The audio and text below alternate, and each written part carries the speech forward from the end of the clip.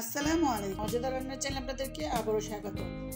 মজাদার রান্নার চ্যানেল মানে মজাদার কোনো রেসিপি আর নতুন কোনো রেসিপি নিয়ে হাজির। শীতকালে একঘেয়েমি বাঁধাকপি ভাজি খেতে খেতে যখন আমরা বোরিং হয়ে যাব, তখন এইরকম একটি রেসিপি তৈরি করে নিলে কিন্তু মন্দ হবে না। বাঁধাকপি আর মাছের মাথা দিয়ে কীভাবে দুর্দান্ত একটা ভাজি তৈরি করা যায়, এটাই আমি আজকে আপনাদের সাথে শেয়ার করব।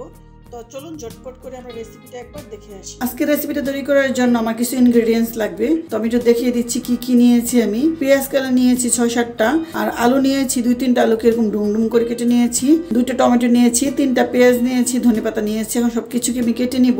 আজকের রেসিপির আমার যে মেইন যেটা লাগবে সেটা লাগবে বাঁধাকপি। তো আমি একটা বাঁধাকপির অর্ধেকটা নিয়েছি, পুরো একটা বাঁধাকপি কিন্তু আমি নিইনি। তো এখন বাঁধাকপির যে এই শক্ত অংশটা আছে এটাকে আমি একটু কেটে ফেলে দিব।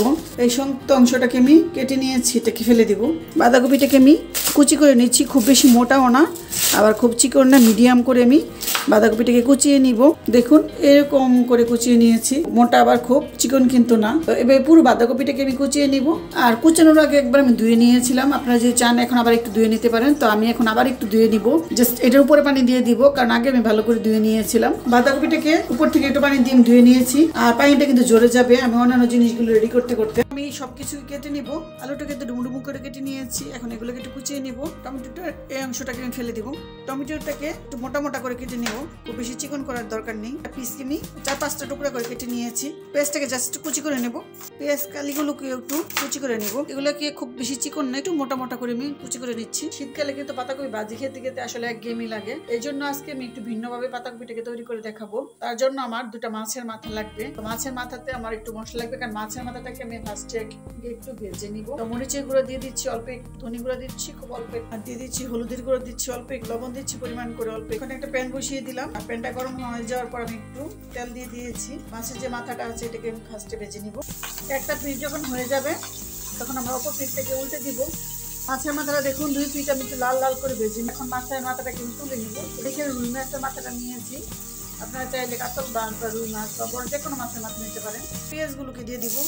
রসুন বাটা দিয়ে দিচ্ছি আমি 1 চা চামচ, অল্প একটুখানি পানি দিয়ে দিচ্ছি। এখন মরিচের গুঁড়ো দিচ্ছি 1 চা চামচ, হলুদের গুঁড়ো আমি 1 চা চামচ দিইনি, অল্প একটু দিয়েছি, আধা চা চামচ পরিমাণ দিয়েছি। আর ধনে গুঁড়োটাও আধা চা চামচ পরিমাণ দিলাম। লবণ 1 চা চামচ দিলাম। এখন ডুমো ডুমো করে যে আলুটা কেটে রেখেছি এই আলুটাকে আমি ফার্স্টে দিব। এখন আলুটাকে মশলাটার সাথে একটু ভালো করে কষিয়ে নিব। আমি একটু পানি দিয়ে আলুটাকে কষিয়ে নিব। আলুটাকে ফার্স্টে আমি একটু কষাবো, তারপরে একে একে সব কিছু আমি দিতে থাকবো। এখন ঢাকনাটা খুলে নেড়ে চেড়ে দিব। যে টমেটোগুলো কেটে রেখেছিলাম এই টমেটোটা দিয়ে দিব, কারণ জালের জন্য যে মরিচ দিয়েছি আর কাঁচামরিচ আমি দিব কিছুটা, এর জন্য কাঁচামরিচটা এখন দিয়ে দিলাম। তো এখন ডেকে ডেকে আমি একটু কষিয়ে নিব, আবার ডেকে দিব। কষিয়ে আলুগুলোকে একদম সিদ্ধ করে নিব। এখন ঢাকনাটা খুলে আমি আবার একটু নেড়ে চেড়ে দিব। আগে ভালো করে টমেটো আলু সবকিছুকে মশলাটার সাথে কষিয়ে নিতে হবে, তারপরে কিন্তু বাঁধাকপি দিতে হবে। তো দেখুন পানিটা শুকিয়ে গেছে। এখন বাঁধাকপিগুলোকে দিয়ে দিব। অনেকে আছেন যে বাঁধাকপিটা সিদ্ধ করে তারপরে রান্না করেন, যারা সিদ্ধ করে রান্না করেন তারা এইভাবে একবার রান্না করে দেখবেন। এখন আমি আরো 1 চা চামচ লবণ দিচ্ছি, যেহেতু আগে আমি লবণ দিয়েছিলাম। এখন সবকিছুকে আমি ভালো করে মিশিয়ে নিব। বাঁধাকপি থেকে কিন্তু পানি উঠবে, এই পানিতে কিন্তু সবকিছু ভালোভাবে সিদ্ধ হয়ে যাবে আর বাঁধাকপিটা কিন্তু রান্না হয়ে যাবে। বাঁধাকপি ভাজি খেতে খেতে কিন্তু দেখা যায় যে আমাদের কাছে একঘেয়েমি লেগে যায়, ওইভাবে কিন্তু আমরা করে নিতে পারি। কারণ মাছের মাথা কিন্তু ফ্রিজের মধ্যে গড়াগড়ি খেতে থাকে, এটা খাওয়া হয় না, পড়েই থাকে। আমার সবকিছু খুব ভালো করে মেশানো হয়ে গেছে। তো আবার ঢাকনা দিয়ে আমি ডেকে, এটাতে একটা বলক চলে আসে, এই জন্য চুলার আঁচটা কিন্তু আমি হাই করে দিলাম। আলু সিদ্ধ হয়েছে কিনা আমরা একটু দেখে নিতে পারি। হ্যাঁ দেখুন আলু একদম সিদ্ধ হয়ে গেছে। আলু চামচ দিলেই ভেঙে যাচ্ছে, মানে আলুটা সিদ্ধ হয়ে গিয়েছে। পানিও দেখুন আর অনেকটা আছে, আমরা যেহেতু একটু ভাজি ভাজি করবো দেখুন আর অনেকটা পানি আছে। একটু নেড়ে চেড়ে দিব।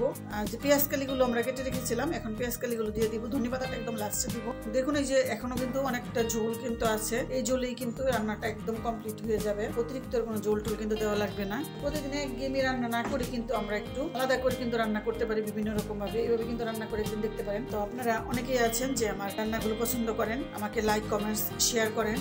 আবার অনেকে আছেন যারা আমার ভিডিও দেখেন এখন আমার চ্যানেলটা সাবস্ক্রাইব করেননি, তাদের কাছে অনুরোধ রইল আমার চ্যানেলটা সাবস্ক্রাইব করে আমার পাশে থাকবেন। আর পাশের যে বেল বাটনটা আছে এই বেল বাটনটাকে বাজিয়ে দিবেন। তো লবণটাকে আমরা চেক করে নিব। যে মাছটাকে আমরা ভেজে রেখেছিলাম এই মাছটাকে কিন্তু এখন দিয়ে দিব। তো আমি মাছটাকে আস্তই দিয়ে দিচ্ছি, ভাঙবো না কিন্তু, আপনারা চাইলে কিন্তু ভেঙে দিতে পারেন। মাছটাকে আমি কভার করে দিয়েছি যাতে ঝোলটা ভিতরে যেতে পারে মাছের, কারণ এখনো কিন্তু অনেকটা ঝোল আছে। যে একটু পানি পানি আছে এই পানিটাকে আমরা শুকিয়ে নিব। আমরা যেহেতু একটু ভিন্নভাবে ভাজি করার চেষ্টা করেছি, বাঁধাকপি ভাজিতে কিন্তু পানি থাকলে ভালো লাগে না, না। তো এই পানিটাকে আমরা একটু শুকিয়ে নিব, একটু নেড়ে চেড়ে দিতে হবে, নেড়ে চেড়ে পানিটাকে শুকিয়ে নিতে হবে। তো রান্নাটা কিন্তু আমার অলমোস্ট শেষ, তারপর আমি আপনাদের সাথে পরিবেশন করে দেখাবো। তো আজকে এই পর্যন্ত আমি বিদায় নিচ্ছি, আগামী পর্বে আপনাদের সাথে দেখা হবে নতুন কোন রেসিপি নিয়ে। সে পর্যন্ত সবাই ভালো থাকবেন, আল্লাহ হাফেজ।